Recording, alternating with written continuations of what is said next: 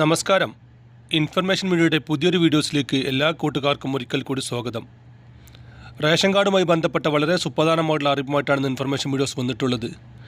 നിലവിൽ ration card ഉപയോഗിക്കുന്ന മുഴുവൻ ആളുകളും വീഡിയോ കാണാൻ ശ്രമിക്കുക, മറ്റു കൂട്ടുകാരിലേക്ക് ഷെയർ ചെയ്ത് കൊടുക്കുക. ഈ മാസം 28-ാം തീയതിക്ക് മുമ്പായി തന്നെ റേഷൻ കാർഡ് ചെയ്യേണ്ട നിർബന്ധ കാര്യങ്ങളെക്കുറിച്ചാണ് നോക്കാൻ പോകുന്നത്.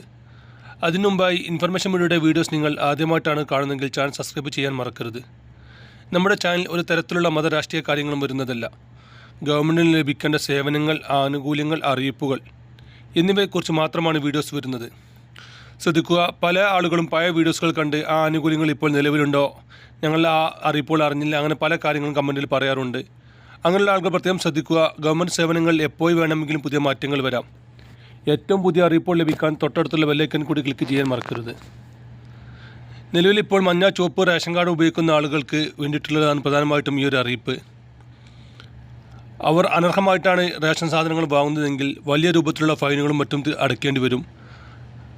ഈ മാസം 28-ാം തീയതിക്ക് ശേഷം വലിയ രൂപത്തിലുള്ള അന്വേഷണവും അതിനനുസരിച്ച് പിന്നീട് ഫൈനുകളും മറ്റും ഈടാക്കാനും തുടങ്ങും. അതുകൊണ്ട് തന്നെ ഈ മാസം 28-ാം തീയതിക്ക് മുമ്പായി തന്നെ എല്ലാ ആളുകളും ഇക്കാര്യങ്ങൾ ശ്രദ്ധിക്കുക. റേഷൻ കാർഡിൽ നിന്ന് മരണപ്പെട്ടു പോയ ആളുടെ പേര് എത്രയും പെട്ടെന്ന് തന്നെ ഒഴിവാക്കണം. ആൾ മരണപ്പെട്ട് 40 ദിവസത്തിനകം തന്നെ ഒഴിവാക്കണമെന്നാണ് ഇപ്പോൾ സർക്കാർ പറയുന്നത്. ഇപ്പോഴും പല ആളുകളും മരിച്ചിട്ട് 2-3 വർഷങ്ങളായി അവരുടെ പേര് ഒഴിവാക്കാതെ അവരുടെ റേഷൻ സാധനങ്ങൾ വാങ്ങുന്നുണ്ട്. റേഷൻ നമ്മുടെ അവകാശമാണെങ്കിലും ഈ മരണപ്പെട്ടു പോയ വ്യക്തിയുടെ പേരിൽ റേഷൻ വാങ്ങുന്നത് വലിയ രൂപത്തിലുള്ള ഫൈനുകളും മറ്റും ഇടയാകാൻ സാധിക്കും. അതുകൊണ്ട് തന്നെ നിർബന്ധമായിട്ടും അവരുടെ പേര് റേഷൻ നിന്ന് ഒഴിവാക്കുക. ഇപ്പോൾ ഒഴിവാക്കിയാലും ചെറിയ രൂപത്തിലുള്ള ഫൈനുകൾ അടയ്ക്കേണ്ടി വരും. നമ്മൾ ഇത്രയും കാലം വാങ്ങിയ അരിയുടെ പൈസ കണക്കാക്കി നമ്മൾ ഫൈൻ അടയ്ക്കേണ്ടി വരും. വരും ദിവസങ്ങളിൽ തന്നെ ഇതിൻ്റെ അന്വേഷണങ്ങളും മറ്റു കാര്യങ്ങളും കൂടുതൽ കടുപ്പമാകും. അതുകൊണ്ട് തന്നെ മുഴുവൻ ആളുകളും ഇപ്പോൾ അപേക്ഷ സമർപ്പിക്കുക. മരണപ്പെട്ടു പോയ വ്യക്തിയുടെ മരണ സർട്ടിഫിക്കറ്റ്, റേഷൻ കാർഡിൻ്റെ കോപ്പിയും കൊണ്ട് തൊട്ടടുത്തുള്ള അക്ഷയ കേന്ദ്രങ്ങളിലോ അല്ലെങ്കിൽ ഓൺലൈൻ സെൻറ്ററുകളിലോ ചെന്ന് കഴിഞ്ഞാൽ ഓൺലൈനായിട്ട് തന്നെ അപേക്ഷ സമർപ്പിക്കാൻ സാധിക്കും. അതിനുശേഷം നമുക്ക് 2-3 ദിവസങ്ങൾക്കകം തന്നെ നമ്മുടെ കാർഡ് പ്രിൻ്റ് എടുക്കാനും എല്ലാം സാധിക്കും. അതിന് നമ്മൾ പ്രത്യേകമായി സപ്ലൈ ഓഫീസുകളിലോ അല്ലെങ്കിൽ ഒന്നും പോകേണ്ട ആവശ്യമില്ല. നമ്മൾ അപേക്ഷ കൊടുത്ത ഓൺലൈൻ സെൻറ്ററുകളിൽ മാത്രം പോയാൽ മതിയാകും. അതുപോലെ തന്നെ മരണപ്പെട്ടു പോയ വ്യക്തി കുടുംബനാഥയാണെങ്കിൽ അല്ലെങ്കിൽ ഇനി നമുക്ക് പുതിയ കുടുംബനാഥയെ ചേർക്കണമെങ്കിലും ഇതേ പ്രൊസീജിയർ തന്നെയാണ് ആവശ്യം.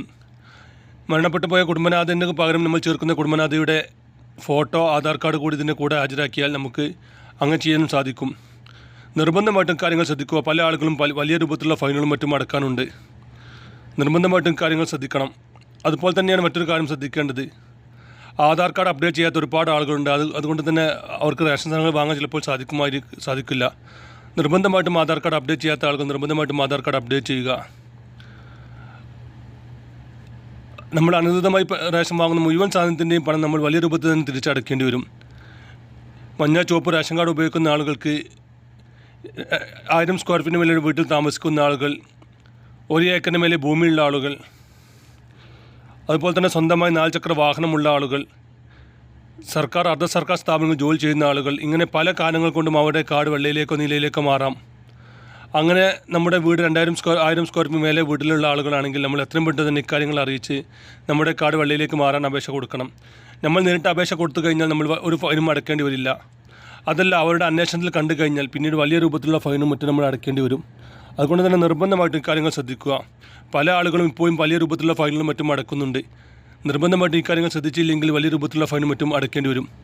ഇനി നമുക്കൊരു പുതിയ വീഡിയോസുമായി കാണാം. അതുവരേക്കും എല്ലാ കൂട്ടുകാർക്കും നന്ദി, നമസ്കാരം.